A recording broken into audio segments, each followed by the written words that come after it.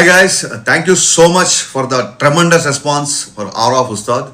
చాలామంది మెత్తని మట్టి ఆ లిరిక్ ఒకటి, బండరాళ్ళని బద్దలు కొట్టే లిరిక్లు ఇవన్నీ వేరే వేరే వాళ్ళ ఎడిట్లు చేసి పంపిస్తుంటే ఎటర్లీ రష్ వస్తుంది. Thanks a lot. అండ్ ఒక ఫ్రెండ్ అయితే ఏం చేశాడంటే పాట స్టార్ట్ అయిన దగ్గర నుంచి ఎప్పుడైతే రిథమ్ స్టార్ట్ అయిందో ఆ రిథమ్ స్టార్ట్ అయిన దగ్గర నుంచి ఒక పవన్ కళ్యాణ్ గారి ట్రాన్స్లోకి వెళ్ళిపోయాము అందరము. సో ఇంతకుముందు సాంగ్కి మీరు డ్యాన్స్ బస్టర్ అని పెట్టారు కదా, దీనికి ట్రాన్స్ బస్టర్ అని పెట్టండి అన్నాడు. So that's a good idea. So ఈ పాట పవన్ కళ్యాణ్ గారి వ్యక్తిత్వానికి కొంచెం పర్సనల్ యాటిట్యూడ్కి దగ్గరగా ఉండడంతో కొంతమంది కొన్ని ఇంట్రెస్టింగ్ కన్సర్న్స్ రేస్ చేశారు. ఒకళ్ళు ఇద్దరు చేస్తే నేను వీడియో చేసేవాడిని కాదు, చాలామంది అడిగారు. సో వాళ్ళ డౌట్ ఏంటంటే, అన్న సినిమాలో పొలిటికల్ డైలాగ్స్ ఉంటాయా, పొలిటికల్గా రెఫరెన్స్లు కానీ అలాంటి డైలాగులు ఉంటాయా అని చెప్పి అడిగారు. సో ఈ విషయంలో క్లియర్గా చెప్పాల్సింది ఏంటంటే, డే 1 నుంచి పవన్ కళ్యాణ్ గారు సినిమాలాగా, సినిమా అంటే వినోదం, సినిమా వేరు పాలిటిక్స్ వేరు అనేది ఆయన డే 1 నుంచి మాకు అందరూ క్లియర్గా చెప్పారు. ఆయన కూడా అదే ఫాలో అవుతారు. అందుకే చూడండి, సిద్ధాంతపరంగా విభేదాలు ఉన్నా సరే పవన్ కళ్యాణ్ గారు వకీల్ షాప్లో కానీ ఓజీలో కానీ ప్రకాష్ రాజ్ గారితో యాక్ట్ చేశారు. ఎందుకు యాక్ట్ చేశారంటే ఆయన పాలసీ పరమైన పోరాటం తప్ప పర్సనల్ పరమైన పోరాటం, పర్సనల్ అటాకింగ్ ఆయన ఎప్పుడు ఏం చేయడు.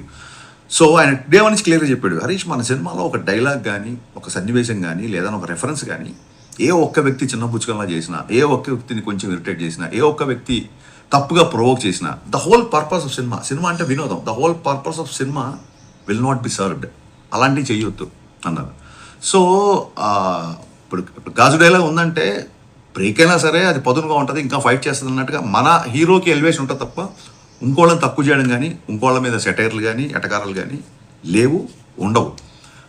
అంటే రీజన్ ఏంటంటే సింపుల్ థింగ్, ఆయనకి అన్ని పార్టీల్లో ఫ్యాన్స్ ఉన్నారు. వాళ్ళు ఓట్లు ఎవరికి వేసినా సినిమా అంటే ఈయన దగ్గరికి వస్తారు.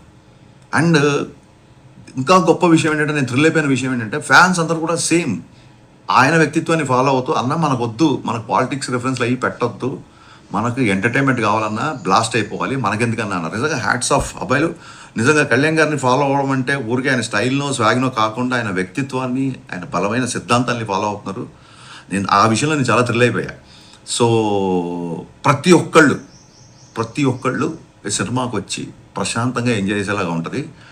సో ఏ ఒక్క వ్యక్తినో, ఏ ఒక్క పార్టీనో, ఏ ఒక్క వర్గాన్నో చిన్నపుచ్చుకోలా కానీ, కించపరిచేలాగా కానీ, వెటకారపు ధోరణులు కానీ ఎక్కడా సినిమాలో ఉండదు. అందరూ కలిసి ఎంజాయ్ చేయాలని సినిమా యొక్క ముఖ్య ఉద్దేశం.